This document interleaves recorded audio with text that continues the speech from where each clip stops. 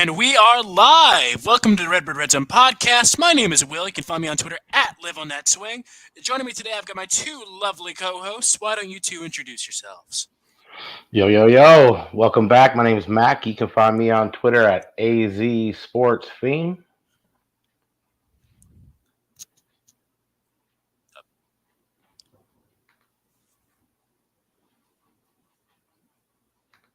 Jackie, you good? Oh, shit.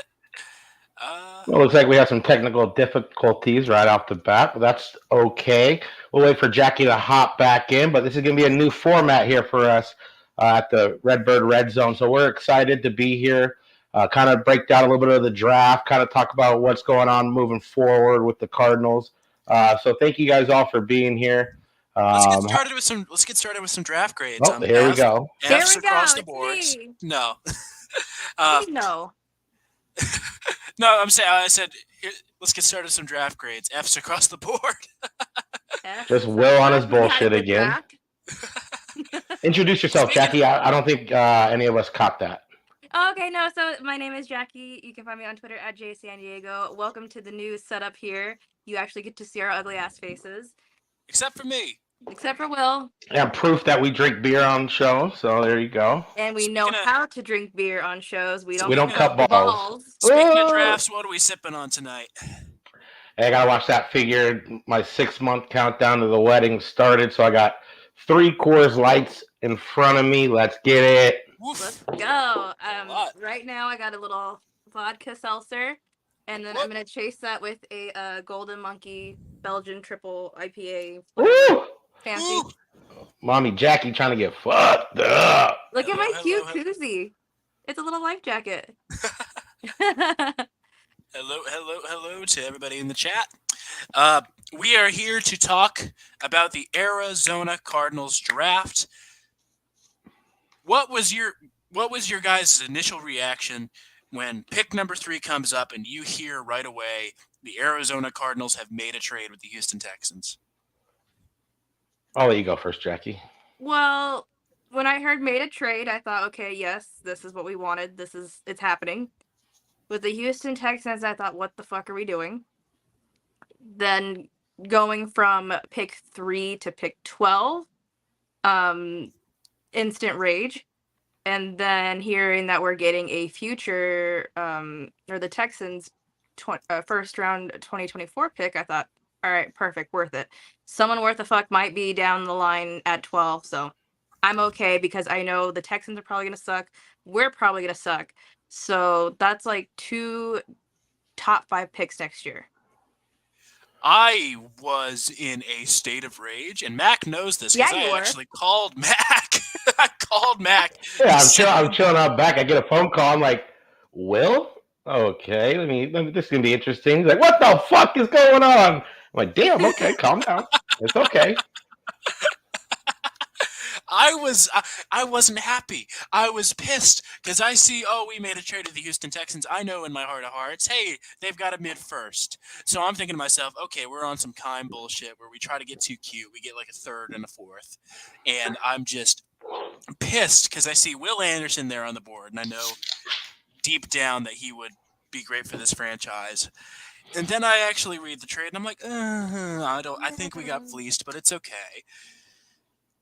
And then we trade up to 6, and immediately that, like an ocean of calmness washes over me as we got pick. a boner, don't lie. Did not. I did. And then we trade up to get Paris Johnson. Now, tell me, guys, how are you? You know how I'm feeling right now? I am feeling unusually happy about drafting a fucking lineman. Any other year, if we drafted a lineman, I'd be like, oh, fuck, we should have drafted a wide receiver. I am ecstatic that we drafted Paris Johnson. I am happy with that pick. You finally get Kyler, his guy up front. Yeah, you first and foremost, you have to protect Kyler or whoever the quarterback's going to be there. If Colt McCoy's running out there for the first 6 games, he's going to be fucking crushed just like last season, 3 games into it. No matter what, you have to build the trenches. We've been saying it on this show. For any of our loyal listeners, thank you guys for tuning in. But we've been saying it for friggin' years now. it doesn't work without an offensive line and defensive line in the trenches. And to see that we went in and we got 2 offensive linemen in the first, 5 picks. You can't argue about that is a way to kind of set a foundation moving forward. In 10 draft classes under Steve Keim, he only once did he pick offensive linemen twice in the top 4 rounds in any given draft. So to see Monty Ossenfort go in there, and just like both of you, I was not thrilled, to be dropping down to 12. But to see that we traded up to 6 and, apparently we got our guy. That's the guy that they wanted all along. Hope Willie Anderson stays healthy, has a decent career. But good Lord, I hope the Texans are terrible next year. Give us that draft pick, baby. I don't really buy that they have enough to be good next year. No, which would be good. Which would be phenomenal for us, because if they suck next year, and assuming we're still feeling good enough about Kyler to keep him into the next year, that number 1 pick becomes so much more valuable. We can just say, hey, 2 firsts for this pick. We basically that's a king's ransom for Caleb Williams. Oh my God! I mean, Caleb Williams right now. I mean, I'm seeing comps to Patrick Mahomes, and he's not even draft eligible yet. I mean, so are we sure we want to pass up on him? Well, if we're picking first, we'll have that conversation then. I don't. This is a big offseason, a big season coming up for Kyler coming off a torn ACL. So it's going to be interesting to see what happens. I don't think we'll be the worst, team this next season. I don't think we're going to be very good, but I probably have us around, a 5-win mark right now. That won't be good enough for first overall. But, if you end up having 2 top 10 picks in the first round, and you want to trade back a little bit, you can set yourself up down the road for the next three draft classes. If it comes down to it, and that is how you build something sustainable, something that we never saw under Steve Keim. Steve Keim, it seemed year in, year out, was going for that one-hit wonder, that 1 year at a time, kicking the can down the road on salary and cap hits and everything. So this is, a mess that Monty Ossenfort has inherited. And, while free agency didn't go or hasn't gone as well as a lot of us would have hoped, this is what we've seen, what Monty's forte is and what he's been, gearing up this whole time. I couldn't imagine the feeling he had, taking over his first draft finally. He's been in the league, 15 years or whatever, to finally be the man. And you can see, even they had him on the radio talking, after night 2, I believe, or night 1. No, it was night 1 they had him on, and just how ecstatic he sounded, and just how you could tell he had the adrenaline flowing through his fucking body, and he was just pumped. He was amped. He's like, man, this is basically what dreams are made of. And to see us, walk away with 6 picks over the first 2 days next year, 2 first-rounders, a second, 3 third-round picks, from 4th on to 7th-round picks. Those are kind of more crapshoots to me. You need to really hit on those first through 3 third-rounders. So to see us walk away with 6 of those, drink to that. Yes, Monty just did rails of coke. It was like, all right, let's fucking make some deals, and I love it. I love the aggression. He drafted like I did in mock draft. Come on, bro. You don't draft that good. Stop. No, I don't. I'm reading the saying, comments. In Von TV Trust. I just want to say hi to everybody that's jumping in the chat. Hi, Aaron, Bird, Kyler. And just a little disclaimer. We're excited to be teaming up with AZ Sports Underground. If you don't follow them now. But we're going to keep doing what we do here. We're kind of known for drunkly singing, Many Men by 50 Cent. Who knows? But like we alluded to, we will be drinking beer, and we will be drinking beer like a goddamn grown-up. Right, Jackie? What jersey you're wearing. Oh, this is little Adrian Wilson. It's so hard to see. We used to play pickup football games. So this thing has been worn. But I got it. The first night or the first home game at State Farm Stadium is when I swooped it up down at the stadium, and I've had it ever since. So it's an oldie but goodie. Yeah, I'm gonna open just with my general thesis on this draft. This draft, as a like, just taken for what it is, this year's picks, etc. I think this draft is a B plus. Now, if we encompass everything this draft entails, what we have next year, this is You really are a fucking pessimist. B let me plus. let me All the fucking grades we've been finish. seeing, Let A me fucking plus. finish. Let Oh, me God fucking damn it, finish. Will. That being said, encapsulating everything, encapsulating the picks we've gotten, this is A plus. Dick swinging through the door draft from Monty Austinford. This is a statement. And for that reason, he is my big dick player of the week. Full money for money, baby. Let's go. He came in and just was ruthless and aggressive. We have, let's see, I'm going to actually count it right now. We have, shit. Math. We have Will doing math on there. Perfect. We have 1, 2, 3, 4 new picks for the next year, for next year's draft. Now, granted, I mean, losing that fucking pick for Gannon wasn't very fun. And who knows what compensatory picks that we are going to get. It is fairly clear that we have not picked up Isaiah Simmons' fifth-year option. We let Zach Allen walk, Byron Murphy walk. There's going to be a lot of guys on this squad that are not going to be here moving forward. DeAndre Hopkins, that's a surprise he's still here. Budda Baker, we thought maybe, fortunately he might be out the door as well during the draft, but right now they're both here, and who's to say what the hell this shit's going to look like, all these picks here down the road. And here's the thing. I don't buy for a second that this team is going to be as bad as they say it is. Vegas right now, we have the same projection for under 4 wins as we do over. Vegas is projecting us at exactly 4 wins. I mean, who are our cornerbacks? Are we running a couple rookies out? I mean, Marco Wilson, our number one. We're not going to be that good. We're not going to. Our D line is still under average. Under par. We're not going to be fucking phenomenal, but I think that everybody having us pick first overall in next year's draft is just kind of foolish. We know what this offense can do at their peak, and we know that this receiver room, if they live up to their full potential, is going to be nasty. I mean, having Rondale Moore as a potentially 4th-string wide receiver in this room is insane. Yeah, if he can stay healthy, Yeah, no, that's if D Hop comes back, who knows? I think it's just premature for speculating really on a lot of that stuff. But I know. But with the new culture set, you do expect, maybe the front office is going to, maybe think this is a 2-3 year rebuild. But the players and the coaches are never going to go into that. So, to your point, who the fuck knows? But looking forward, we needed it. I feel like this was kind of like the bone thrown to the fans. It's been a long, tumultuous, year plus. And this draft is kind of all we needed. Were you going to say something? I'm sorry to cut you off, Jackie. No, you're good. I don't even remember what I was going to say, but, to add to what you're going with, yeah, we needed this draft because I think a lot of our fan base is very used to a Steve Keim regime. It's been 10 years with him. So, people were pissed during free agency. We didn't try to make a splash and go after anybody, but it's like we got to save money and we got to nail this draft. How do you nail a draft? You get all the picks you can, get some cheap rookie good talent.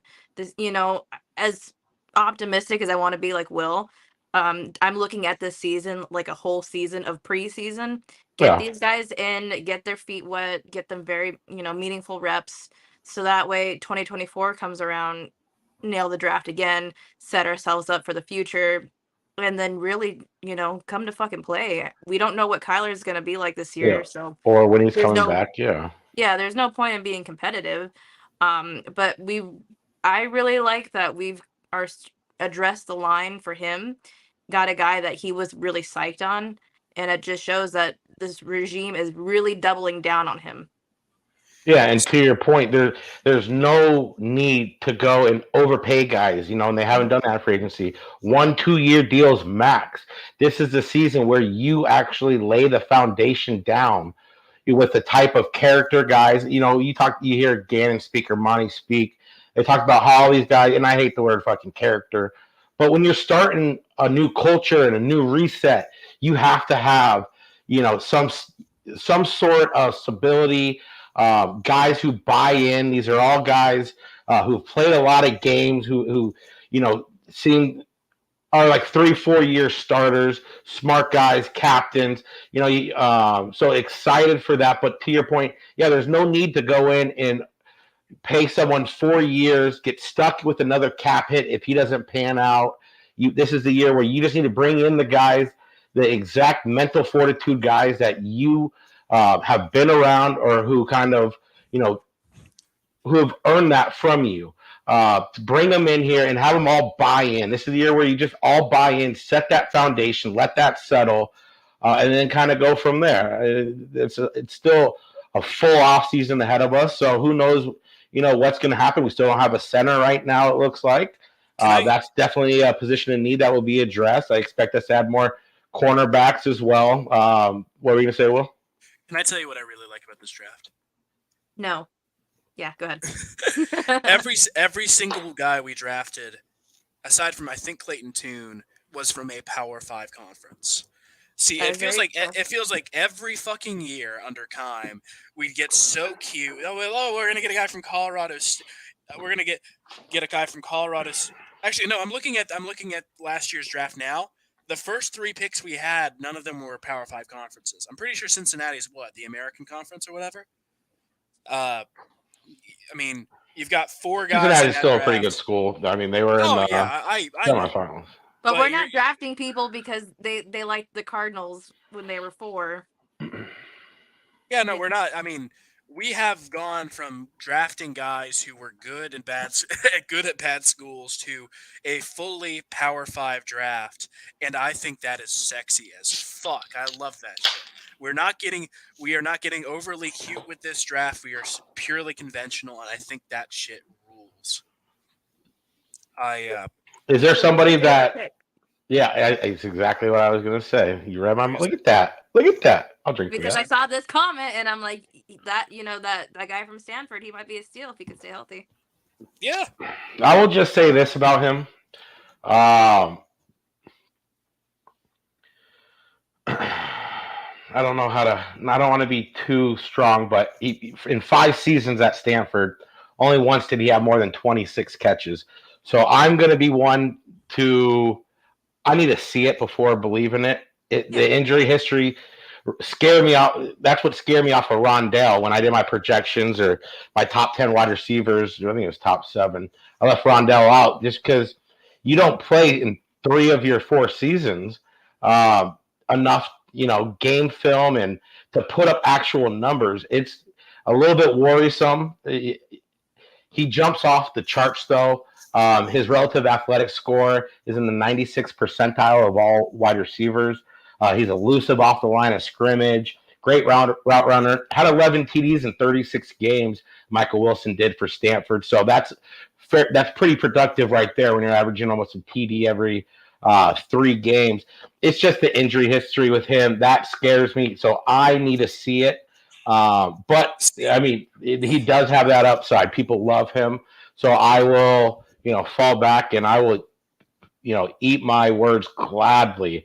But it's just seeing another wide receiver injury prone. It just scares me. So see, my issue with myself personally is that when it comes to the draft these days, I don't watch as much college football as I used to.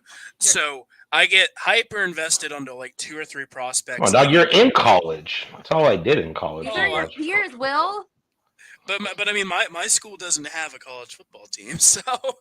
But you guys were in the college basketball tournament, though, right? Yeah. NCAA. But we don't have a team. Who'd you guys play? Who'd you guys play in that? Duke? We got fucking smacked by UCLA, man. They had 14 points before we had 1. Yeah, but anyway, fucking what was I gonna say? Sorry. Yeah, no, so I always go in with 2 or 3 prospects, and ESPN, man, I'll give them credit. They always have this like hyper like accentuated highlight reel for like these guys, and it's like, I mean, of course these guys look good to me. I'm only seeing these guys' highlights for the first time on ESPN. It's like, wow, this looks amazing. Right. That is so me in the draft. I'm like, I don't know who the fuck these people are, but I'm like, And I'll like look at like I'll text the group chat like, do we like this pick? And I'll get the reaction. I'm like, all right, cool. I love this pick. Yeah, it's all in due time. And as much as we love this pick, this is supposedly a much weaker draft class than the one coming up next season. So, this is kind of where you lay it down. Next season, you hit on these top three, these 6 picks you have in the top 3 rounds. That's where we start really, really taking off. Because I do think there are question marks kind of down the line here. Even Garrett Williams, Syracuse, torn ACL, expected back in July. There's not, 4 INTs, 28 games. The one knock on him is kind of aggressiveness, physicality. I do really like our cornerback, Cattell. I don't know if it's Cottrell Clark from Louisville. Really physical guy. 13.5 tackles for loss in his career. What are you going to say, Will? Am I breaking up? Nick L in the chat is asking if we think Clayton Tune starts this season. I think he does.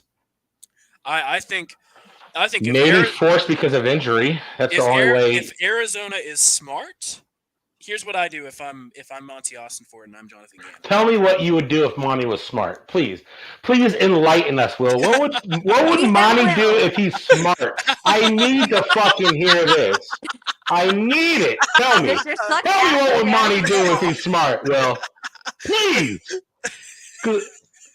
I swear, I'm looking at this 2024 draft class. It's looking pretty smart. Will from the Redbird Redzone podcast. You tell me, the motherfucker with the little fucking dinosaur avatar with little fucking hologram glasses.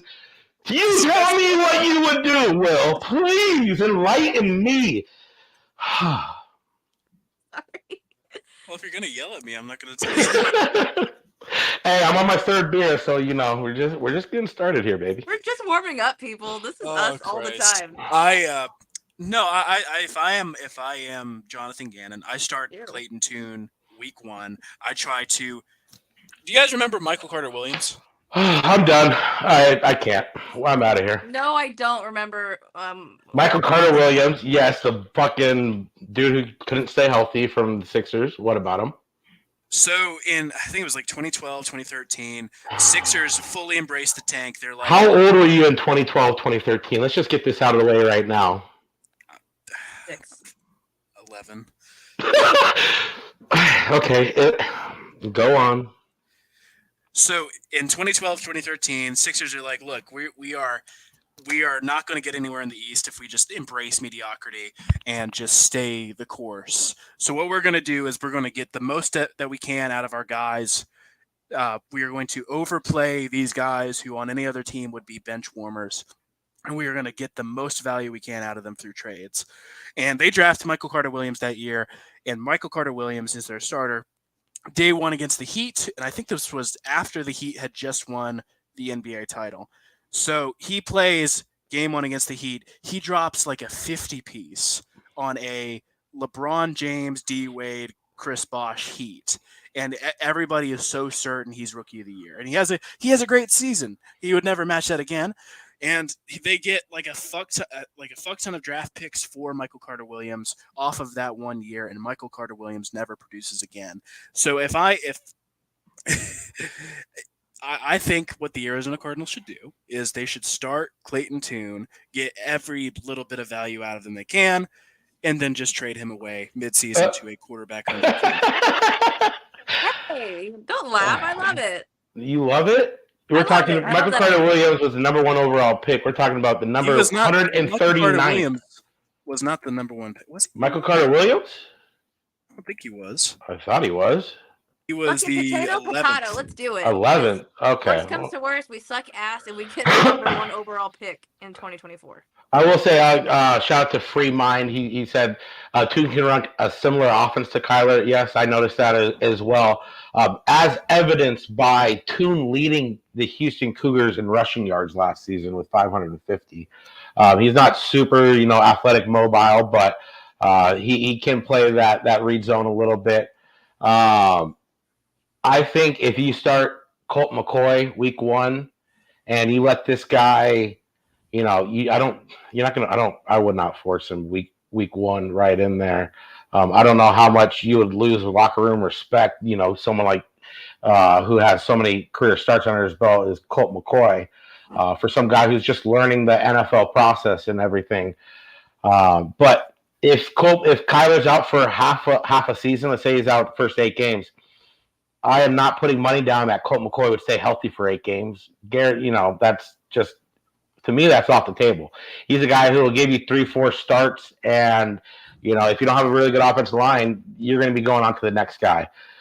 So we'll see if Clayton Tune makes the roster. I mean, you have a 5th-round pick. I don't think he's guaranteed anything. He does have some pretty decent numbers: 70 touchdowns, 20 INTs the last 2 seasons. But I would like us to finally develop an actual quarterback for once who maybe isn't forced into a role right away. Kyler took over the ball day one. You can only garner so much information and learn from video when you're going out there right away. If you can actually have a young guy, you bring in and develop for the first time really in Cardinals history, let him sit.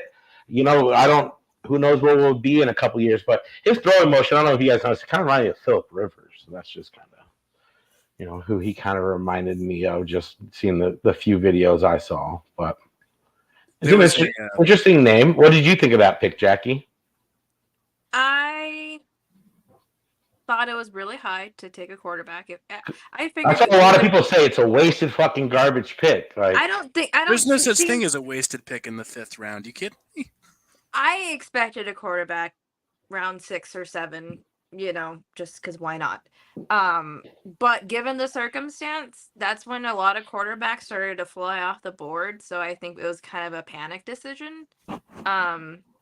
But the only reason I hate it is just because all the Kyler haters are like, "Oh my God, quarterback of the future!" Like, we're not going to get lucky and get a Brock Purdy, okay? Did people really say he's a quarterback of the future? That is the draft comp I've seen for him, Brock Purdy.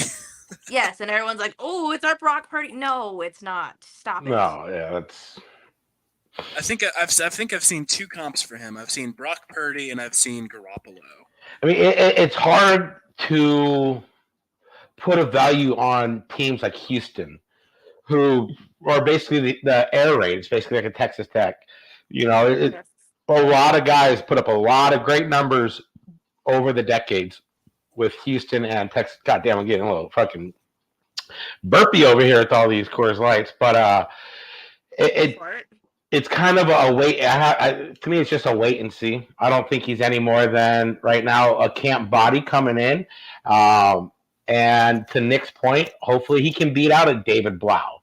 Hopefully he can come in and show that he's better than a Jarrett Stidham or some of these fucking guys who might be hanging around off the edge of the rosters, even around the league. Hopefully he can come in, show maybe he's a smart guy, willing to, take on the video and what you need to do to be a young quarterback in this league and stick around.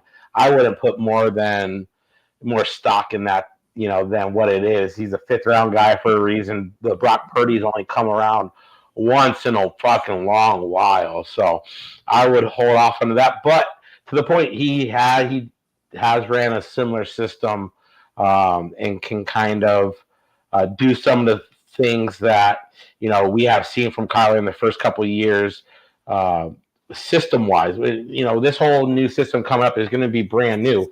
But for them to draft Clayton Tune, it kind of shows that they are willing to adapt to the Kyler Murray and who he is. So I'm looking forward to it.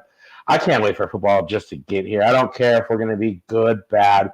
This is the season, where we're laying the foundation, and that's all I'm kind of looking at right here. There are going to be free agent guys down the line here in the next few months that we'll be bringing in. Guys are going to be getting cut. I do think there'll probably be a couple more trades this offseason with Monty. So I'm not mad at it. You don't handcuff yourself with long-term deals so far, and you get your guys in here. You get guys that that they've all been in the NFL. coaching ranks for a minute now, so they've had their hands on a bunch of different players and they've heard things. So they're bringing in the guys that they think fit their system the most and who are willing to buy in and lay this foundation and this culture. Because this culture, it hopefully they do their damnest, because Michael Biddle has not made it easy on anybody seemingly in that building for the last, however many years. So just looking to turn the page from Kingsbury Kime. This was a fresh start, much needed draft. Vibes are kind of high for once around here. So good things are hopefully on the horizon. I desperately want the Suns season to end and our season to start. What? I don't want to watch us lose 2 more games, man. Come on, dog. You already want to fuck our ratings already? God damn it, Will. What the I fuck? still have hope for the Suns. I'm wearing my Suns earrings.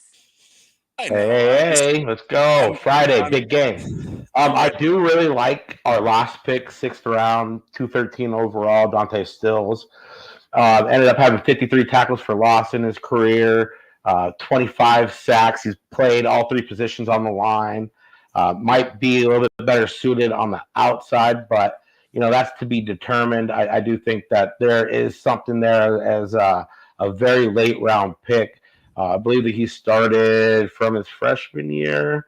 I could be wrong on that, but I don't think this is like a Hall of Fame draft class. No matter how great our grades were, I think a lot of that is due to the assets we have accumulated down the road.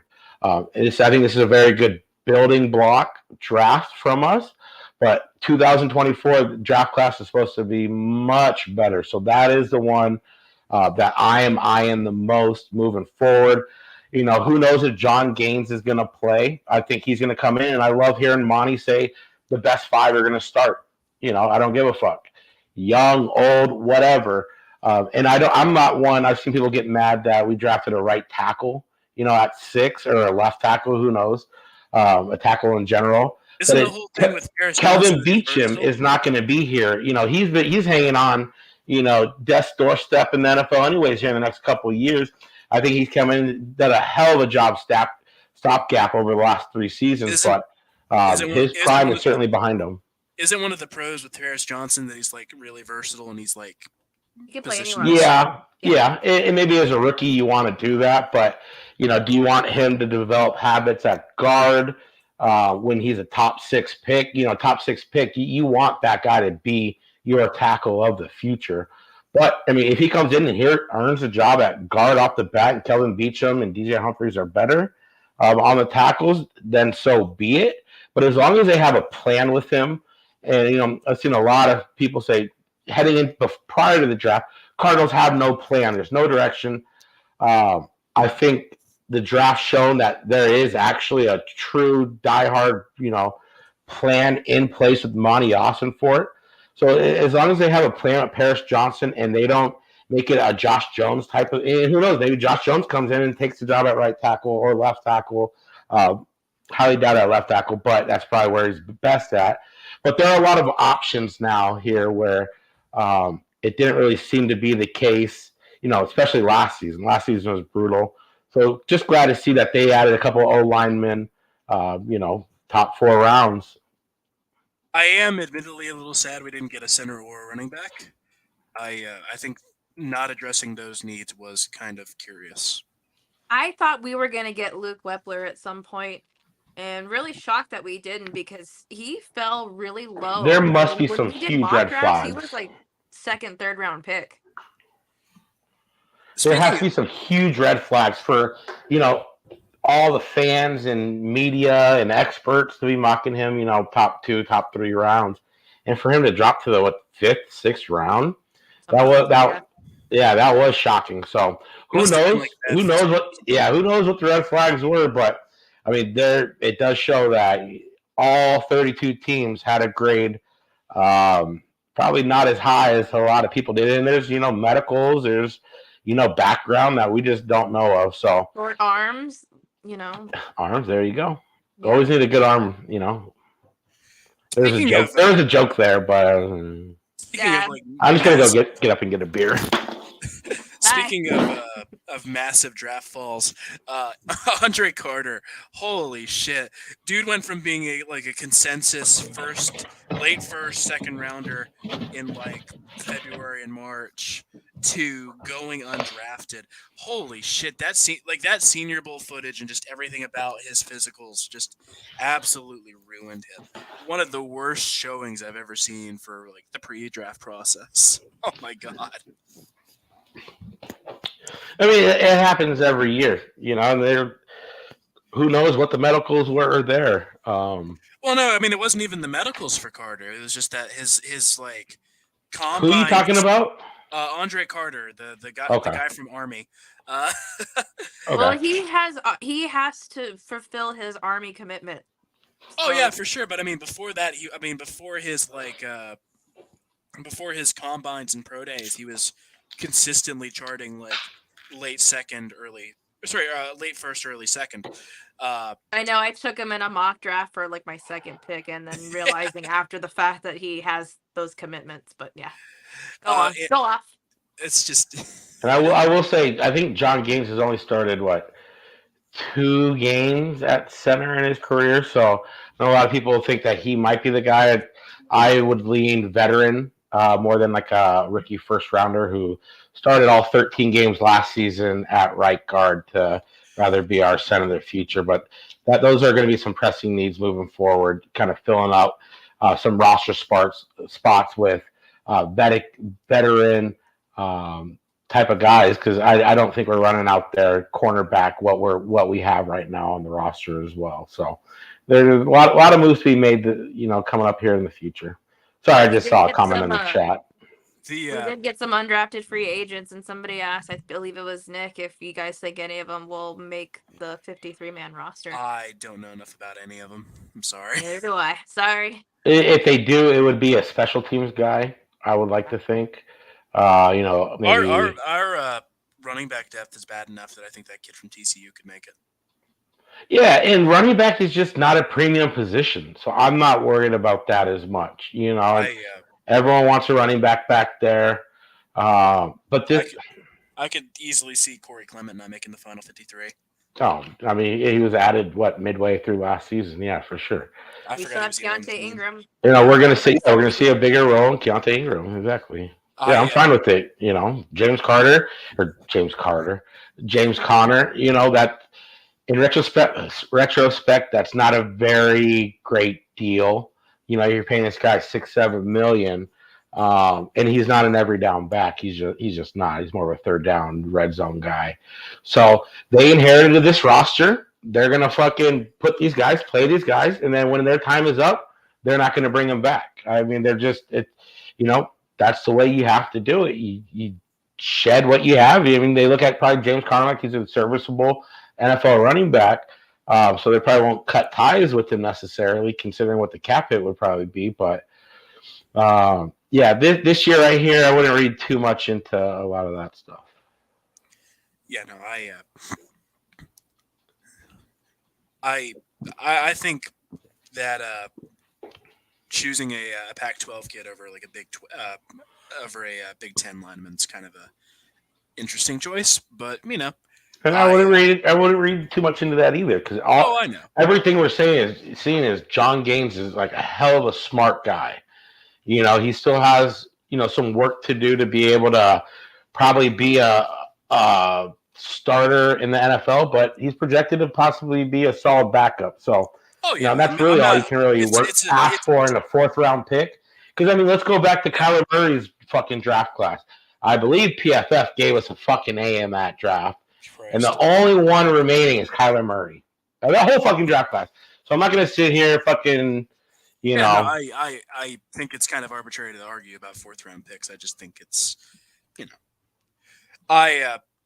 going back to Andre Carter, he looks like somebody like in a football movie where they cast an actor to be like a defensive player, and the actor's like 5'10", 195.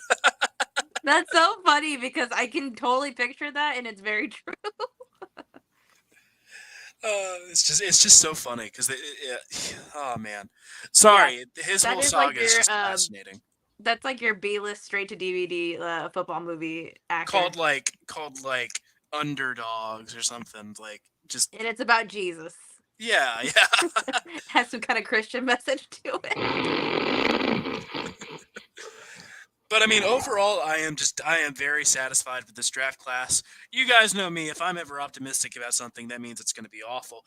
But That means we're fucked. We For are- all the new listeners, in the chat tuning in right now, if Will is optimistic about something, mind you, this is our resident pessimist. If he's optimistic, we are fucked. Amen. Yeah, if you're new here, yep, just cringe, excited Will because hell hath no fury. But I just do want to give a shout out to a bunch of people in here. AZ Esports Cards, shout out to Truly Bully.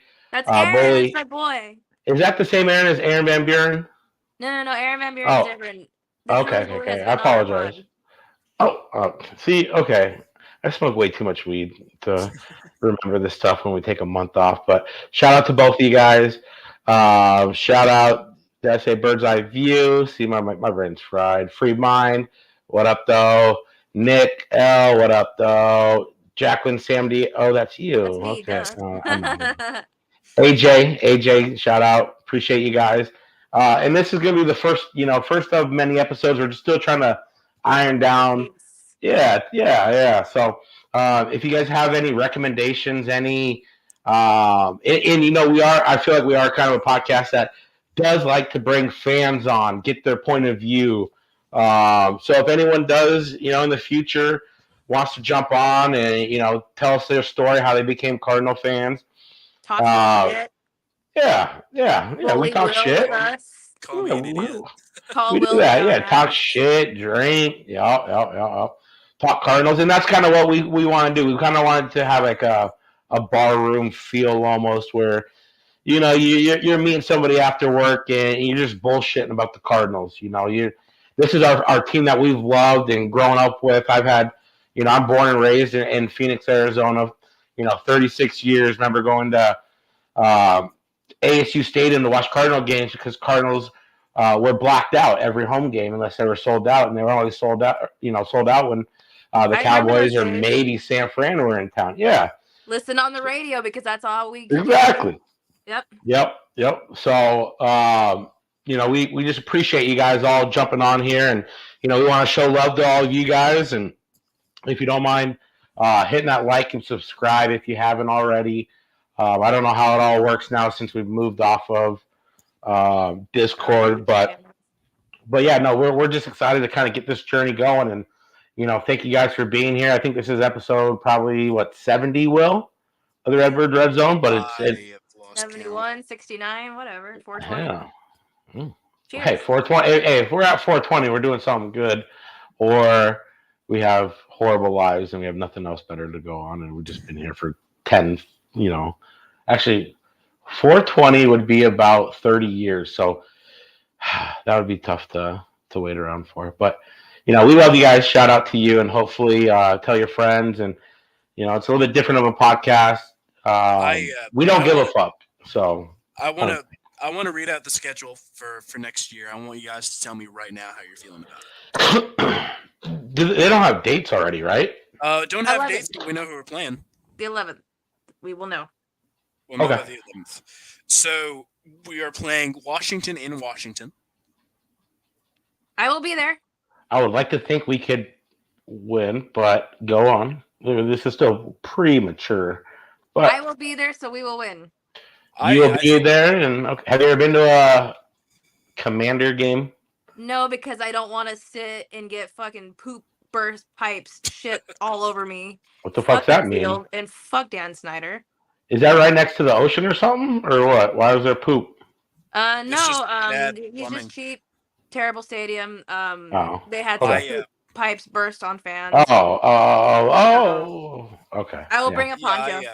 I heard the parking from the stadium is like a mile walk. There's public transportation. I'm not. I know. I'm not trying to catch a DUI. I don't trust Sam Howell enough to beat us. I think we win that one.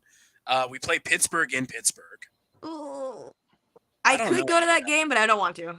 That's an L. I don't know if we win that one. I think Pickett's kind of a disaster as it stands Yeah, right I now. mean, it's just so early to pick, but go Uh, on. Dallas in Arizona. I think we lose that one. We fuck Dallas all the time. Bend them over, cowgirls. Yeah, we're beating No, them. not Dak, not Pres- no. Dak Prescott fucking blows chode. Sorry. We're He is picking him off 4 times. he is at least the second best quarterback in the NFC right now. I'd still put Kyler above him. Did you see Dak's numbers when he returned from injury? Yeah, that's injury, man. You can't. I mean, that's Dak is not the second best. I'd put Kirk Cousins above Dak. I said it. Fuck it. Kirk Cousins blows, and we all know it. He blows No, shows. they suck. The Danny NFC quarterbacks are Danny not great, though. Danny NFC Dimes quarterbacks. clears Kirk Cousins, man. Anyway, No way. No way. No. This is a God. Cardinals podcast, okay? It's not, who you guys would suck off more. Baltimore. I mean, we're losing to Baltimore, no question. Lamar Jackson will be hurt already by then. Yeah, whatever. Well, they've got all pro. Sorry, they have Pro Bowl quarterback Tyler Huntley. Move on. Cincy. Okay, that's an L. That's the L. Love right Cleveland there. at Joe Burrow, Cleveland. though. We have Cleveland's number, and fuck Deshaun Watson. We're beating Cleveland. Yep.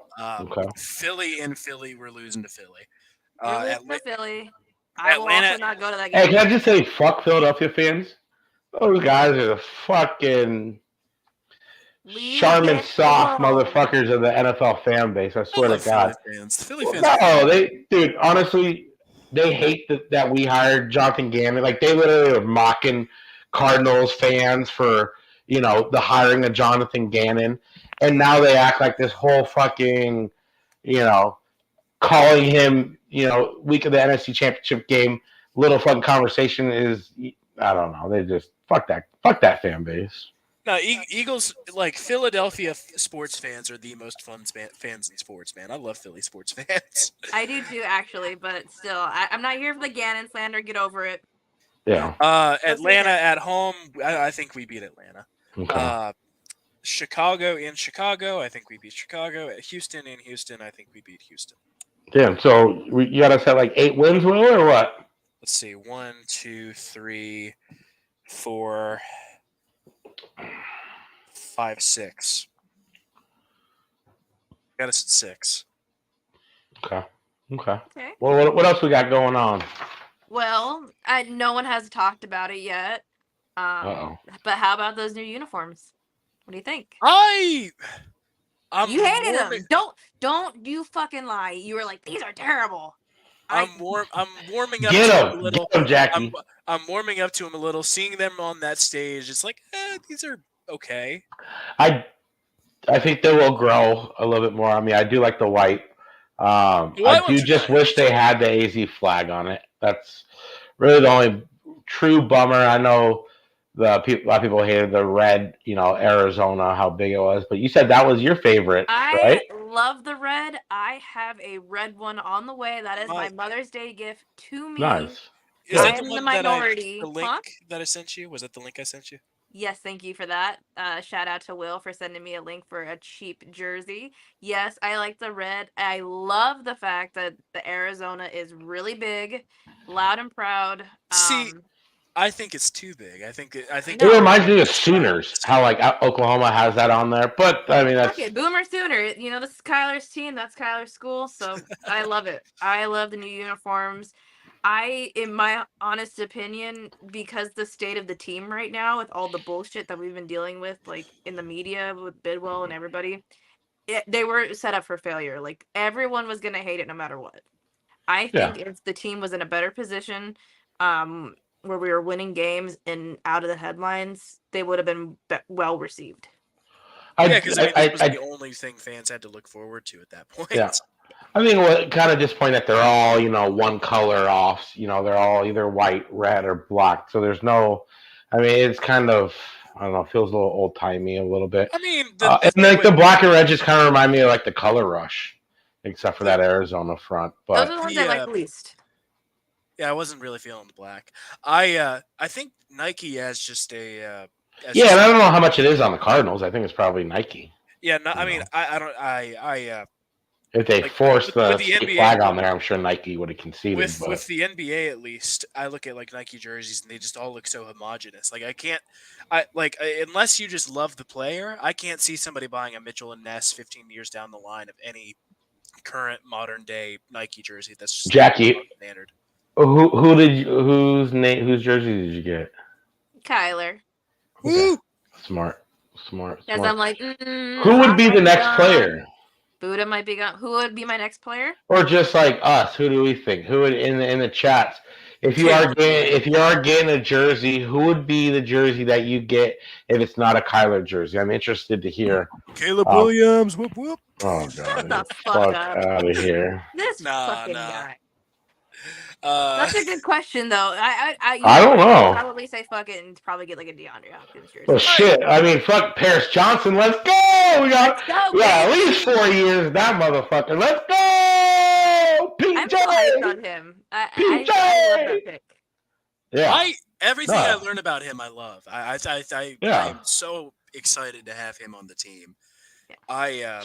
Smart guy, was covering baseball and other sports for, his school newspaper. Like, who do you see do that? You're on the Ohio State football program. You over here covering, baseball and like campus accessibility and just like he rules, man. I love him. Yeah, no, I'm rooting for him too. The more and more that I would not have minded, if that's even a word. I think you're minded. Yeah, minded is a word. I'm an idiot.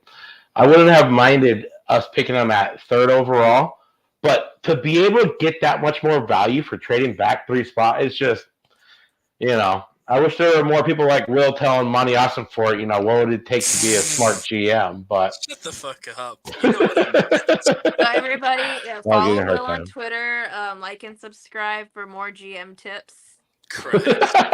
Wrestling tips. And fantasy football takes.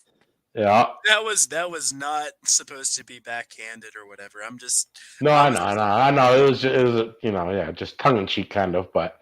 Giving you a hard time. How's college going, Will?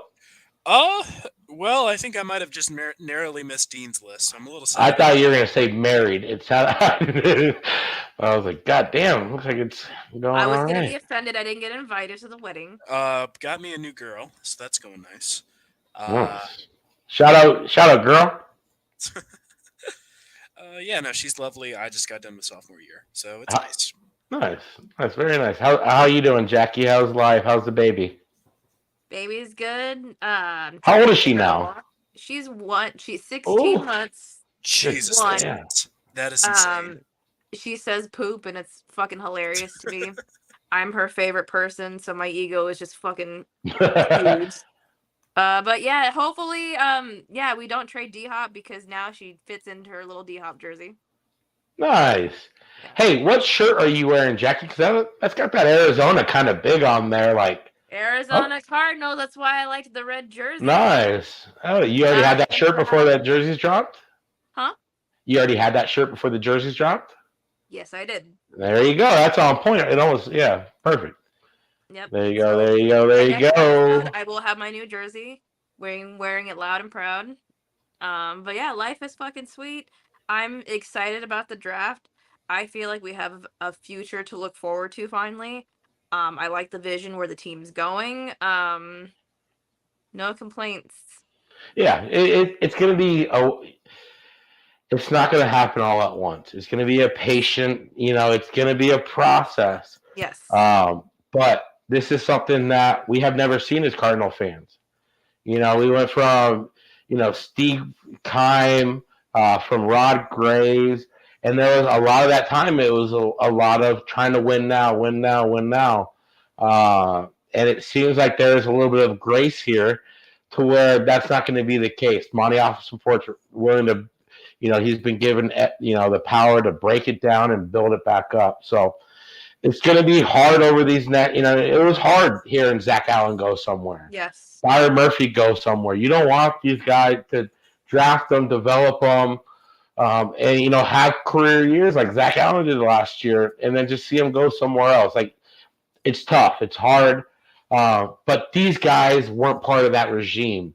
These guys didn't draft Isaiah Simmons. Was the old regime going to even pick up Isaiah Simmons' fifth-year option? That was probably up in there as it was. So why would a new regime come in and pick it up? And a lot of people are like, well, you think they would want an Isaiah Simmons? Where is he best at? Is he outside linebacker? Or is he safety? I don't think he's an inside linebacker. He tends to get eaten up in the run game a little bit, and I do think you want his athleticism probably more on the outside, covering tight ends, running backs, rushing the passer, but he's unproven. At the end of the day, these guys did not invest in Isaiah Simmons, and so what would any step in this process in the offseason show us to why they would pay $13 million on a fifth-year option to a guy that they haven't had, any true reps with, who hasn't even been showing up at voluntary, camp. So I don't blame them for going that route, and it's going to be hard. The writing is on the wall eventually with Buda Baker. Not a lot of times guys ask for trade, then resend them, and then it works out great. And it's hard. It's tough. As a fucking true, diehard Cardinal fan from, the day I can remember, nobody at fucking Sun Devil Stadium, and getting dropped off there by my parents with friends, to watch them on blistering hot bleachers. It's always been hard. This is not a franchise that have been given the opportunity of wealthy ownership to go do whatever the fuck they want. You're an AZ sports fan. That shit has always been hard for all of us. Doesn't matter the sport. It's been fucking miserable. But there is hope with the Coyotes that they have Bill Armstrong, their GM, and the foundation they have laid with all the draft picks that they have this past season in the future. We're seeing the Diamondbacks, their actual rebuild, come to fruition this year. Corbett Carroll, you're seeing Brandon Pfaadt. He didn't have a great day today, but you're seeing these top guys, and it's taking years. This isn't an overnight thing, and in the NFL, you can rebuild a little bit more quickly. So that is what excites me, that, this next year, I only expect this to really be a true rebuild after one season. 1 year, you get the shit out the door. You get the people who don't want to be on your side, who aren't fully committed.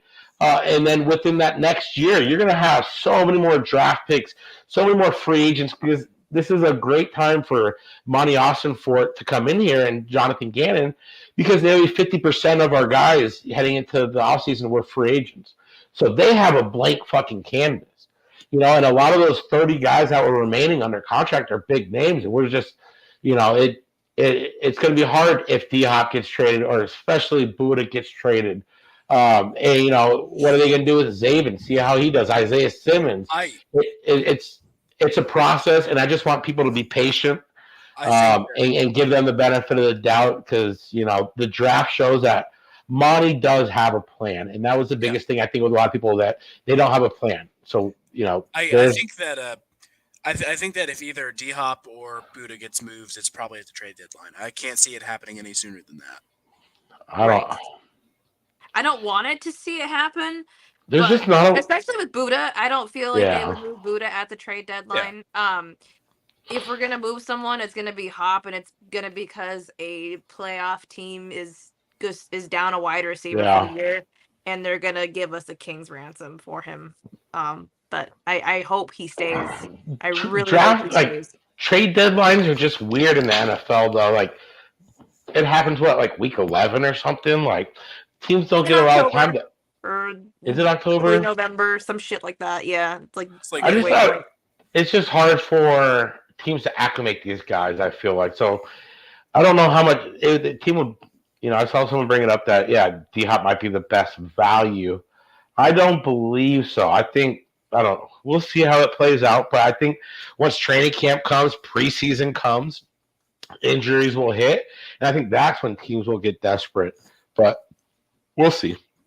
It's all up in the air, but, let Monty cook. DeAndre Hopkins, you are a Minnesota Viking. Baltimore Raven. Okay. But no, I am excited about the direction of this team. If you guys want me to shut up so I can stop jinxing us, tell me right now. No, it's endearing to hear you excited, because I too am excited, because there's a plan, there's a vision. I've said it from the jump once we got a whole new regime. that we're on to something. It feels like for the When we didn't do first anything in free agency, I'm like, okay, we're really on to something. When we got all these draft picks, I'm like, that's it. It's a real rebuild. You got to be patient because this shit does not. We don't have enough pieces to turn it around in a year. it feels like for the first But you time. lay that foundation down and set It your feels like culture. for the first time in at least 10 years, we have a genuine direction of what we want to do with this franchise. And It feels like the that is first very, time. very exciting. It feels like the first time in maybe my history of being a fan and really paying attention to all the football aspect, the business aspect of it, where we have real football guys in the building Yeah. that know what the fuck they're doing. Austin Fort's resume is phenomenal. Yes. I saw people over the offseason like, why didn't we get an ex-GM? Why did we get this other guy? Ex-GMs are ex-GMs for a reason. If you're a Yes. good GM, you keep your job. I'm very happy. I am very, very happy with how this season is going. Although it is very funny, watching the draft on draft night. Key additions: head coach Jonathan Gannon, Kazir White. That's it. Right. And then we got in trouble for tampering. Which felt like it could have been a bad omen entering the draft. 10 minutes before the draft starts, or whatever the fuck it was. You get that Adam Schefter notification. It was like, Jesus Christ, Michael Bidwell, stay out your own way. But the maneuvering Monty did, that's in the rear view. You would think that it would be a distraction or just shake Monty up a little bit, but no, he had a very good response to that whole ordeal. Almost made him seem like it made him more aggressive. Almost like I have to redeem myself. Yes, when it was his time to shine, Yeah.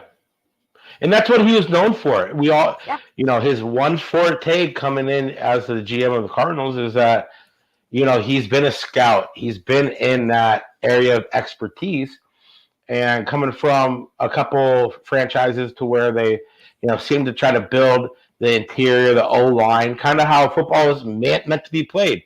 You build from the inside out. And I am very excited to see how these later rounds especially pan out, because the one thing I've always heard about Monty Austinford is that he is a late round guru. He just knows how to make those late round picks count, and I am very excited to see if they do pan out. It's funny, I actually had that girl over the night of the second. Whoa, that girl, like we know. Yeah, that girl. If you're watching, turn this off. We were watching. We were having like a date night. We were watching a movie, and she knows I'm a big sports guy, so I'm like, midway through the movie, like, hey, the Cardinals are about to be on the clock. Can we go out into the other room, watch, the second round, second pick? And she's like, yeah, sure. And then we immediately trade. I'm like, oh shit, okay, well, I guess we'll wait 30 minutes. And it's just funny because like, two of those occasions, I take her out like, hey, let's stop watching the movie. Let's go see what the Cardinals are doing, and and I just wasted my time because we traded the pick, and it was just very funny. No, it's not a waste of time. No. It did feel like fuck. Okay, so we're done for the night now. That, but no, it worked out. And yeah, no, I'm not bemoaning it. I just think it's funny. But shout out to your girl. Hey, Nick asked what college you went to. Is it college Charleston? I would rather not say over the air. I basically said it earlier, but I don't want to say like explicitly. Nick Will is very secretive, as you can tell. He doesn't want to put his face up. I'm an international. So no personal questions to Will. Okay. But if you want to ask them to Mac, we don't give a fuck. Yeah. He doesn't give a damn, and we don't give a fuck. She is a keeper. You don't give a damn. We don't give a fuck. Okay. But so we're at an hour. We are a little over an hour. You guys want to start wrapping up? Let's do it. All right. This has been another episode of the Redbird Redzone podcast. My name is Will. You can find me on Twitter at LiveOnThatSwing. And I'm Jared McCauley, aka Mac on Twitter. You can find me at AZ Sports Fiend. That's FIEN. And I'm Jackie. You can find me on Twitter at JSanDiego with 2 O's, writer for Arizona Sports Underground. Super happy to be partnered with them to host our lovely podcast and looking forward to all the cool things we're going to do in the future. And this has been another episode of the Redbird Redzone podcast, a joint production between the Maxwell Productions and the Arizona Underground Productions. Peace the fuck out. Bye. And